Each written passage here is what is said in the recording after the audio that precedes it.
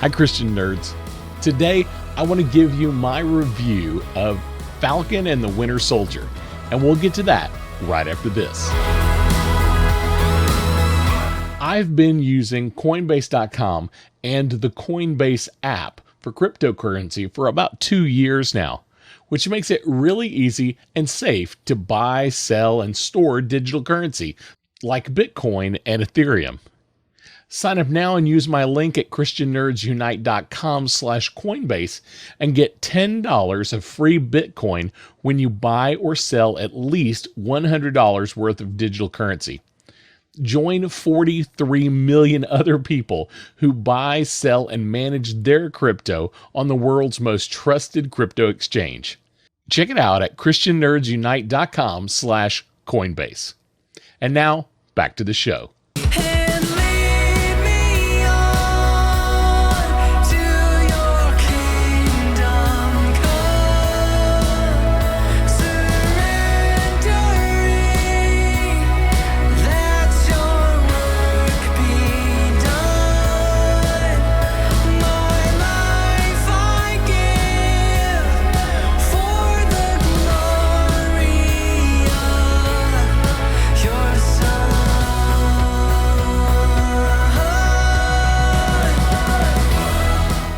Today, I'm going to give you my spoiler-filled review of Falcon and the Winter Soldier from Marvel and Disney+.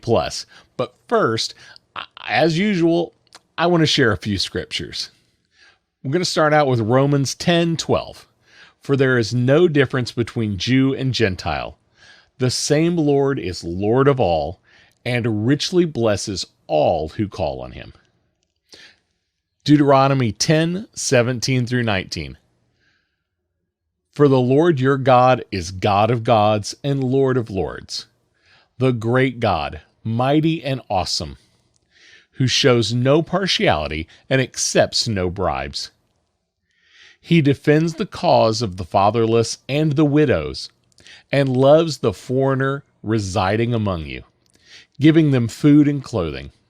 And you are to love those who are foreigners, for you yourselves were foreigners in Egypt. And Acts 10:34 through 35. Then Peter began to speak. I now realize how true it is that God does not show favoritism, but accepts from every nation the one who fears him and does what is right. So a lot of you, like me, have been into the Disney Plus Marvel shows that have been playing lately. And just this past Friday, we saw the wrap up of the Falcon and the Winter Soldier. And I'm super excited to talk about it. I absolutely loved the show. Now, a few weeks ago, you might check out the podcast where I talked a little bit about John Walker and Baron Zemo and why Marvel really wanted you to hate John Walker and to really like Zemo. They even gave Zemo a dance moment. I mean, if you look on the Marvel YouTube channel, they have an hour-long version of Zemo dancing to some EDM music. It is insane. And they gave John Walker a temper and just the perfect design for him to not be liked in general. So they did a great job on these characters, and they definitely wanted you to like Zemo and not like John Walker. But today I want to focus more on the big story, the overall arc, and we have two major characters. They're the title characters. We've got Sam Wilson as Falcon, and we've got Bucky Barnes as the Winter Soldier, played by Anthony Mackie and Sebastian Stan, respectively. We've got these two characters that are struggling with the world around them and how they fit in now because things are different than they used to be. Now, we also have a lot of other characters. I'm going to come back to Sam and Bucky here in just a few minutes, but just to get through some of the other characters that I was super excited that we were able to see. We were able to see the Dora Milaje, the Wakandan female warriors. We saw Florence Kasumba as Ao come in, and she is just so impressive on screen. One of my absolute favorite UFC fighters ever. We get to see George St. Pierre reprise his role as Batroc, which Batroc the Leaper, if you're familiar with him in the comics. And I thought he did an amazing job in that character. I already gave you the spoiler warning earlier. This is a big spoiler. Batroc does die in this last episode, which kind of makes me sad. I was really hoping they were going to be able to keep George St. Pierre around and use him kind of as a recurring bit part villain that they could just kind of feed in whenever they needed somebody. I think it would have been great. He just had a great presence on screen. Did an amazing job. We saw another character that we just barely saw. It was played by Elijah Richardson, and it was Eli Bradley. It was the grandson of Isaiah Bradley in the show. He comes to the door and he's kind of protective of his grandfather, running people off kind of thing. And why do I even bring him up? Well, in the comics, he's actually important. In the comics, he later becomes a superhero named Patriot, which is a Captain of America kind of character, and he plays in a part of the Young Avengers. So we've got another Young Avenger possibility that we could see come out. I don't know that we're going to go there. I don't think we'll see Patriot. I don't think we'll see Eli Bradley in the Young Avengers, but he does exist in the Marvel Cinematic Universe now, so it's a possibility. Kind of the big surprise for everybody was seeing Julia Louis-Dreyfus show up as Valentina Allegra de Fontaine. And, if you're not familiar with that character, she's kind of been a lot of different things. At one point, she was a Russian spy. She worked for S.H.I.E.L.D. She worked for the government. She was, Madam Hydra. It's super unclear as to what her real position is in the show, but it definitely does appear that she is going to be some kind of recurring character. Rumor already has it that she will be in the Black Widow movie, and she was supposed to have shown up in that first because Black Widow should have come out in 2020, and it will be releasing in not too the distant future. If you are interested in Black Widow, you can see it in theaters when it comes out. You'll also be able to see it on Disney Plus Premier Access if you want to pay the extra fee and don't want to go to the theaters. So that's something to look forward to coming up very, very soon. And hopefully we get to see Julia Louis-Dreyfus one more time, at least there. And I think we're going to see more of her later. And we'll get into that here in just a few moments, at least a little bit more. We did see Carly Morgenthal, who is kind of the bad guy for the show. She has a good reason for her evil. She wants to help these refugees. She wants to help these people, but the way she goes about it is just destructive and doesn't serve her cause as much as she seems to think it will. And that is an interesting story when we go into it. When we look at Carly, her whole story arc is kind of, I'm helping people. Okay, I'm going to do some bad things. We're going to steal some things because we're going to help people. And then later it becomes, I'm going to blow up some things and I might hurt people or kill people because I want to bring attention to what's going on. And, eventually we see her interact with Sam, and Sam trying to talk her off the ledge. The show even hints a couple of times that her team of other flag smashers is not quite on board with the way Carly is acting. But for some reason, Marvel decided not to go there. They decided not to have the team have that infighting. They just kind of hinted at it. And I'm a little disappointed that Marvel didn't go there. I think it would have been a great way to kind of gin up the issue between Carly and some of her subordinates. We saw Baron Zemo, which we've already mentioned. Daniel Bruhl did an amazing job, once again, playing Baron Zemo. I did absolutely love that they kept his character very consistent. From the very get-go of the show, his deal was no more super soldiers. We don't need them. We don't want them. There was a moment in the show, and many, many people talked about it, that he picks up a vial of super soldier serum, and he has the opportunity to use it. But rather than using it, he grins and destroys it. And he destroys every vial that he can find.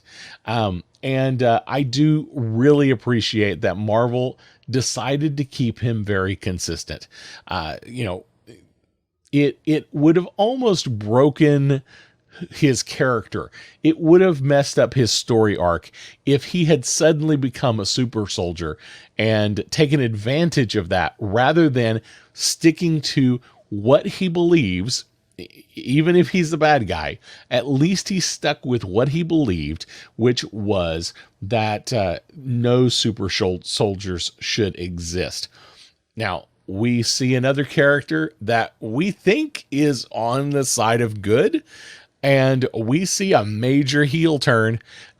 Sharon Carter herself. Emily Van Camp, once again, plays this character absolutely spot on, and she does a great job. There were lots of hints that she was going to be the power broker.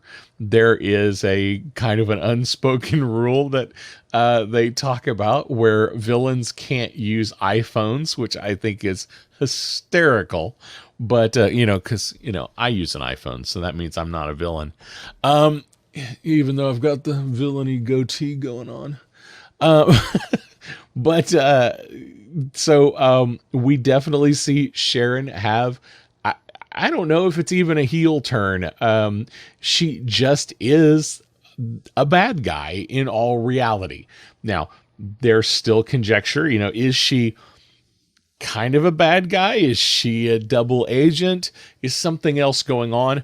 But as the show proceeds, and in the very last episode, we do have a post-credit scene with her getting her pardon from the U.S. government and basically being offered her old job, and then her turning around and saying, I'm going to have access to lots of secrets, line up the buyers.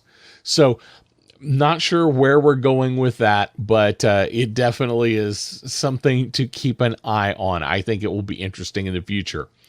Then we have another character, a new character that we run into in the MCU, which is Isaiah Bradley.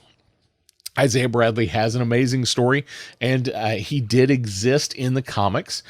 Isaiah Bradley was technically, if you look at the dating, if you go by not when the comics were released, but when the comics were supposed to have happened, Isaiah Bradley would technically be the first African-American Captain America.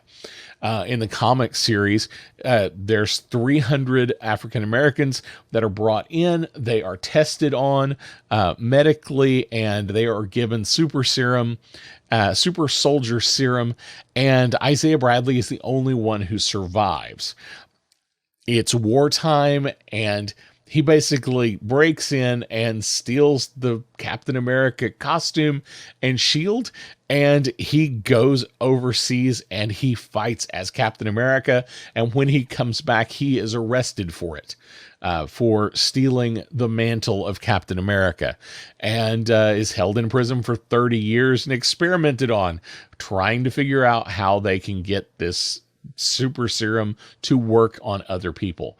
It's a tragic and very Interesting storyline. Definitely check it out in the comic books. They do allude to all of that in the Falcon and the Winter Soldier show. And in the end, we do see him get his final recognition. We do see him get a statue in the Captain America Museum, basically saying, this is who Isaiah Bradley is. This is why he's important. This is why you should know who he is. And it's a great moment in the show. It's right at the end of the last episode. It definitely is something to take a look at. So then we have Wyatt Russell as John Walker. Wyatt Russell does an amazing job here. We see him as John Walker. We see this, early on, we see Walker with this idea of, I don't know if I can really go through with this. And then we see him, convinced that he can do this. And, we really even see two heel turns from John Walker. We see him go from I'm trying to be the ultra good guy to being the vengeful bad guy, to coming back to a heroic end. So from the very start, I always wanted to see John Walker get some kind of redemption arc. And I definitely feel like we got that. And we'll get into a little more of that here after we talk more about Sam and Bucky. So let's look at Falcon. Falcon, Sam Wilson and, we're talking about Anthony Mackie did an amazing job. Now, I will be the first to say I was wrong. I was concerned that Sebastian Stan and Anthony Mackie, neither one could stand up to a solo Captain America movie. That was a big concern of mine. I wasn't sure how that was going to work out. Both of them are great actors. I just didn't think they had the presence that Chris Evans had. So I wasn't sure if a standalone Captain America movie was going to work. Now, using the two together as a odd couple buddy cop kind of thing worked so well. I was pleasantly surprised. And honestly, at the end of this, I feel like either one of these characters definitely could hold their own in a standalone movie. I would love to see a Winter Soldier movie. I would love to see a Captain America led by Anthony Mackie movie, which that's kind of what we're hearing. We're hearing the showrunner from Falcon and the Winter Soldier is now set up as the producer for a Captain America 4. So the assumption is we will see Anthony Mackie step in to the Captain America role as a MCU movie. So we'll see how that plays out. I kind of hope it's a Captain America and the Winter Soldier movie. I want to see these two work together again. It would be brilliant. Now, Falcon. Falcon is an interesting character. I've always loved the Falcon. And I was reading comic books in the 70s. Let me just be clear. So I didn't remember Falcon when he first came out, but by the time I was reading comic books, Falcon was a major character. He was a major Avenger. He and Captain America were partners in comic books. So I got used to seeing Falcon in a lot of different situations. Technically, he is considered the first African-American superhero, September 1969. Now, some will go, well, what about Black Panther?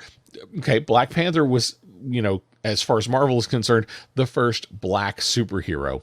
But Falcon is technically the first African-American superhero. It's a slight distinction and difference. We've got Black Panther, who is an African superhero, and we have Falcon, who is technically an African-American superhero. Also, another little tidbit from what research I found was he is technically the first black superhero to not have the word black in his name.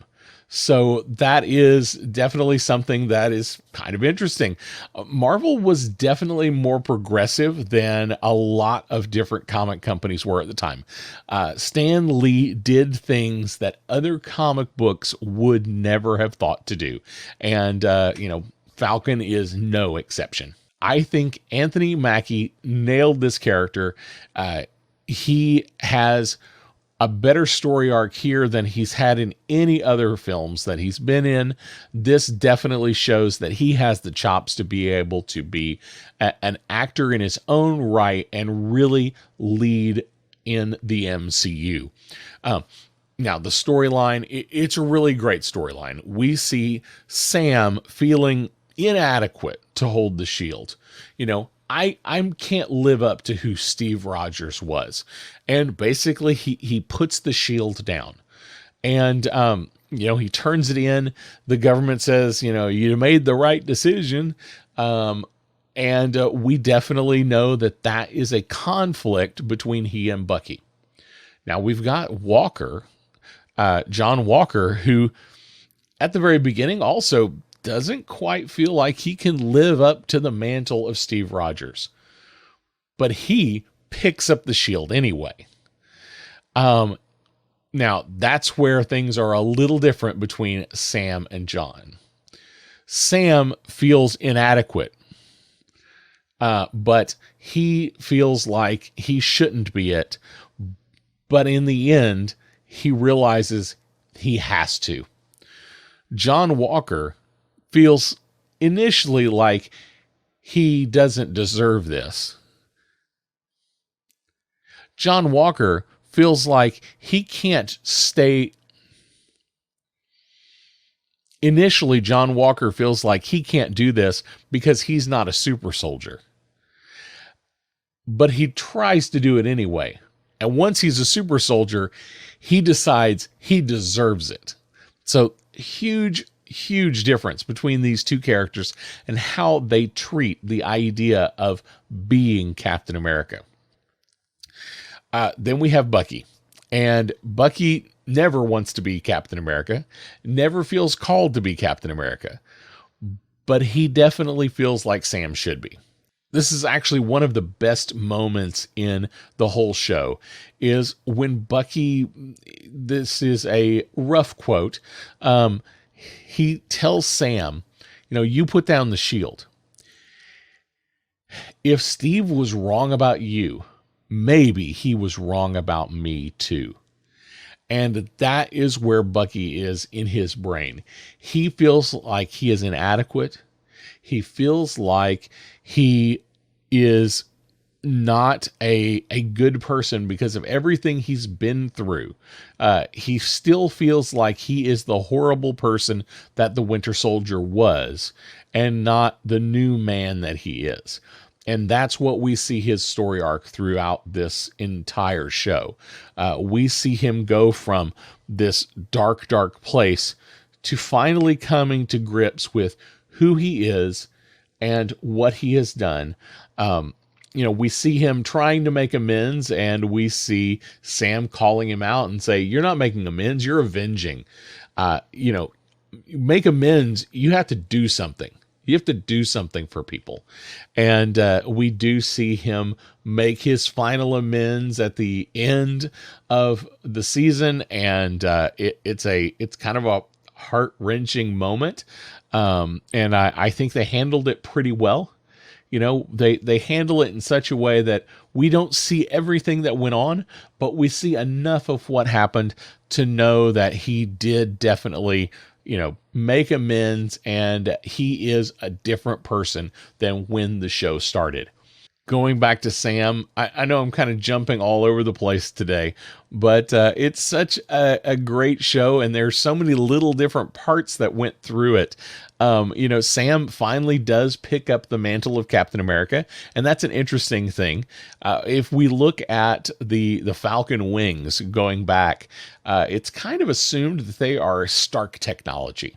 Early on, they are some kind of Stark technology. But we see him get a new costume. We see him get new wings that are now Wakandan, and they are presumably vibranium now. And we see the Falcon pick up the mantle of Captain America. Someone even says, "Hey, look," they call him, it's the Black Falcon. Now, mind you, he was never called the Black Falcon in the comic books, so it's kind of interesting. He gets called that a couple of different times in the show, but he's never called that in the comics. So we see him called, somebody says, "Hey, it's the Black Falcon," and somebody says, no, that's Captain America. To the point of, there are people that have accepted him as the new Captain America, knowing that John Walker is not the right guy. As we see John Walker fail tragically, taking a life that never should have happened. It's a crazy scene in the middle of the season, and we definitely see that John Walker has just completely lost it, and we're not sure if he's ever going to get it back. What we see Sam finally take up the mantle. We see him take on super soldiers, even though he isn't one. We see him have a major battle with Carly. And my favorite part of this battle is where Carly is just bashing him and the shield and saying, "Fight back." And Sam just says, "I'm not going to fight you." Still trying to get to Carly to say, "Carly, you're doing this the wrong way. There's a different way to do this." In the end, we see Sam, win the battles. We see Sam in a whole new light. And finally, we see Sam step up to the GRC and to the government and say, basically calling them out that they can do better. And it's a moment where he says, the GRC director says, you don't understand all the issues that are going on. And Sam basically looks at him and says, "I'm a black man in the Stars and Stripes." And it is a poignant moment that kind of has been building and building and building through the entire season. We all knew that's where we were going, that we were hinting at this moment all along, especially with the Isaiah Bradley storyline. We knew we were going to get there, and we finally get there. And Sam has a beautiful speech, and it's a great moment for Marvel, and it's a great moment for Sam Wilson, a great moment for Anthony Mackie. I think it will be something that hangs around for a long, long time. We do kind of see him complete what Carly wanted. He gets in front of the GRC and he pleads his case and calls them out and says, "You can do better." And in the end, we find out they are going to try to do better. And it's a great resolution. Now, one of my favorite bits at the very end, we see a slight name change. Instead of the Falcon and the Winter Soldier, we see the title card change to Captain America and the Winter Soldier. Just to say, kind of put a period on it, that this is not the Falcon anymore. He is Captain America. So I'm super happy with how the show went. I thought it was great. It was so well done. The production value of Marvel and Disney Plus is so much higher than we ever saw with the network shows like Agents of S.H.I.E.L.D. It's a whole different world of quality. We're seeing movie quality production in 5-hour shows. We basically had a 4 or 5 hour Falcon and the Winter Soldier movie, and it beautifully done, beautifully shot. The CGI is impeccable, and it's just a great experience. I love all the things that Marvel is doing right now, and this show is no exception. So where are we going from here? we've had the Falcon and the Winter Soldier is now wrapped up. We know that Black Widow is coming out soon. But where does this story really take us? We are already hearing Captain America 4 is at least started to be in the works. We have a producer. We don't have a cast yet. We don't have a director yet. So we'll have to see what all that plays into. But here is my guess. With everything that has happened, with all the people who have either died or had issues or are retiring from the Avengers, we're going to have a big gaping hole in the MCU. My guess is we're going to see something to equate to the comic book version of the Thunderbolts, where it's basically a group of bad guys who pretend to be good guys, or are recruited to be good guys, and they may or may not continue to be good guys. So what does that look like for the MCU? I don't have all the answers for you there, but here is my prediction. I think this is where Valentina Allegra de Fontaine is actually going to come into the MCU. At the end of the show, we see her with John Walker. We see them in the governmental offices, that big conference room where they sent John Walker packing, the same conference room where we see them give Sharon Carter her pardon. So somehow Valentina has something to do with the government. Otherwise, why would she get that conference room? Hey, I know it's a government building. Can I just borrow this conference room for a few minutes? So my new superhero can change into his new costume that I made for him. Well, there's got to be some government thing going on there. So we see John Walker walk out as U.S. agent. Fontaine gives him his name, U.S. agent, and U.S. agent is a great character for the Thunderbolts. Baron Zemo does exist. He would be a great character for the Thunderbolts as well. I was actually, one of the reasons I was disappointed that Batroc the Leaper died in the show is he would have been a great fit as well.